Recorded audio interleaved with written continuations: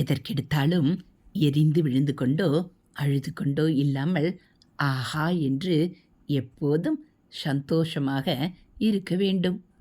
நாம் ஒரு இடத்திற்கு போனால் அங்கே இருப்பவர்கள் குற்றம் கண்டுபிடிக்க வந்துவிட்டான் என்று முகத்தை சுளிக்கும்படியாக இருக்கக்கூடாது.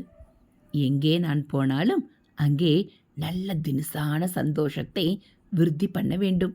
தனக்கு என்று எதுவுமே இல்லாவிட்டால் மனிதன் அழுக்குகள் நீங்கி அது கண்ணாடி மாதிரி சுத்தமாக இருக்கும். அப்போது நிறைந்த ஆனந்தமாக இருக்கலாம்.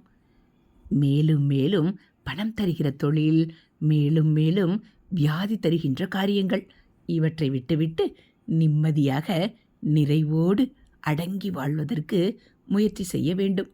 ஹரஹர சங்கர, ஜெய ஜெய சங்கர, ஹரஹர சங்கர, ஜெய ஜெய சங்கர. மகா பெரியவா சரணம். இது மகா பெரியவா அருள்வாக்கு.